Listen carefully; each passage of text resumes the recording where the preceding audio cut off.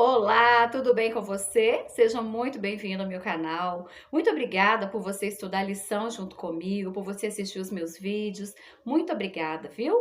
Vamos falar com Deus? Nosso Deus e nosso Pai, obrigada, Senhor, por mais um dia que vamos estudar a lição. Senhor, abre a nossa mente, abre o nosso coração, nos ajude a compreender aquilo que estamos lendo, nos ajude a ser pessoas melhores a cada dia, a refletir a imagem e semelhança de Jesus em tudo aquilo que a gente for fazer. Ó Senhor, que nós possamos testemunhar do teu amor, das pequenas e nas grandes coisas, que nós possamos, Deus, ser verdadeiros discípulos de Cristo, seguindo os seus passos, agindo como ele age, fazendo a tua vontade e o teu querer neste mundo. Pedimos perdão pelos nossos pecados, pela pequenez da nossa fé. Nos perdoe, Senhor, por favor. Nos ajude, Deus, a ver onde que estamos errando, para que possamos nos tornar pessoas melhores a cada dia. Nos ajude nessa caminhada rumo ao céu, que não é fácil. É isso que te pedimos e agradecemos, no nome de Jesus. Amém e amém. Você já está preparada aí com a sua lição aberta e com a sua Bíblia aberta? Né? Hoje, domingo, 18 de agosto de 2024. E o título, né, dessa semana, o título principal que nós estamos dando continuidade, né, é Ensinando Discípulos, parte 2, né? Então, a gente está aprendendo ali, né, assim como os discípulos aprenderam, né, com as mensagens de Jesus, né, nós estamos aprendendo também. E o título de hoje que nós vamos estudar é esse aqui, ó. O plano de Deus para o casamento. Sim, Deus tem um plano para o casamento. E qual que é esse plano? Nós vamos descobrir agora. Acompanhe comigo aí na sua lição. Já começa com uma pergunta. Que armadilha estava escondida na pergunta dos fariseus sobre o divórcio? Que lições Jesus ensinou? Está lá a referência, né, para você estudar Marcos, capítulo 10, versículo de 1 a 12 e Gênesis, capítulo 1, versículo 27 e 2, 24. Então, eu vou ler para você o que diz Marcos, capítulo 10, versículos do 1 ao 12. Começa assim. Levantando-se Jesus, foi dali para o território da Judéia, além do Jordão. E outra vez as multidões se reuniram junto a ele, e de novo ele as ensinava segundo o seu costume. Versículo 2. O título é a questão do divórcio. E aproximando-se alguns fariseus, o experimentaram, perguntando-lhe: É lícito ao marido repudiar sua mulher? Ele lhes respondeu: Que vos ordenou Moisés? Tornaram eles. Moisés permitiu lavrar a carta de divórcio e repudiar. Mas Jesus lhe disse: Por causa da dureza do vosso coração, ele vos deixou escrito esse mandamento. Porém, desde o princípio da criação, Deus os fez homem e mulher. Por isso, deixará o homem a seu pai e mãe, e unir-se-á à sua mulher, e com sua mulher serão os dois uma só carne.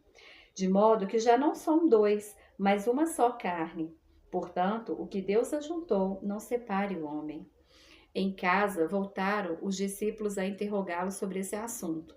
E ele lhes disse: Quem repudiar sua mulher e casar com outra come adultério contra aquela? E se ela repudiar seu marido e casar com outro, comete adultério. Gente, muito séria essa questão, né? Jesus estava ali explicando para os discípulos, né? E os fariseus antes queria pegar Jesus, né? Nessa questão aí. E aí você vai responder agora essa pergunta aqui, né? Que armadilha estava escondidas na pergunta dos fariseus sobre o divórcio e que lições Jesus ensinou? Os fariseus perguntaram a Jesus se é lícito ao marido se divorciar da sua mulher. O divórcio era considerado lícito entre os fariseus. No entanto, eles discutiam em que casos isso seria aceitável.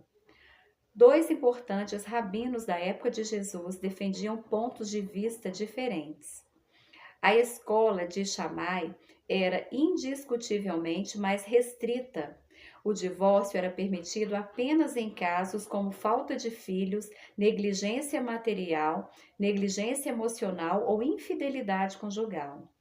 A escola de Hillel era muito mais branda, permitindo o divórcio por quase qualquer motivo, embora o processo de concessão do divórcio fosse mais complexo, ajudando a desacelerar as coisas.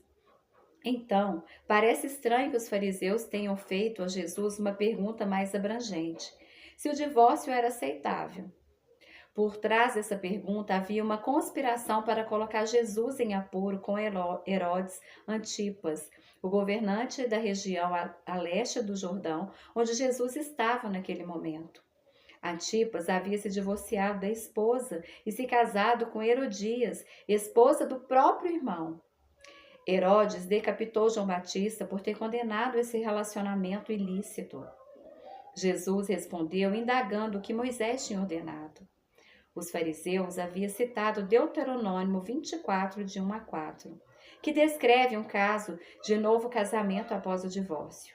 Os israelitas da época de Moisés praticavam o divórcio. Essa lei, Deuteronômio 24, 1 a 4, pretendia proteger a mulher. Mas nos dias de Jesus, essa lei tinha sido distorcida pela escola de Euler para facilitar o divórcio por caso qualquer motivo. O que era destinado a proteger a mulher acabou sendo usado para facilitar o repúdio dela. Em vez de debater a lei de Deuteronômio 24, Jesus mencionou o ideal original de Deus para o casamento, Gênesis 1 e 2. Ele observou que no início Deus fez um homem e uma mulher, dois indivíduos. Ele então combinou essa verdade com Gênesis 2:24, que ensina que o homem deixa seus pais e se une à esposa, tornando-se os dois uma só carne. Esse conceito de unidade se tornou a base da afirmação de Jesus sobre o vínculo matrimonial. O que Deus uniu, as pessoas não devem separar. Gente, sem palavras, né? O que Jesus respondeu ali diz tudo. E aqui no rodapé tem uma pergunta: como fortalecer os casamentos na igreja e ajudar aqueles cujo relacionamento foi desfeito? É uma boa pergunta aí, né, para discutir na unidade de ação. Amém? Olha, muito obrigada por você fazer o estudo da lição junto comigo. Que Deus te abençoe. Eu espero estar te ajudando de alguma maneira, te motivando a estudar a lição todos os dias, porque quem sai ganhando somos nós, não é verdade?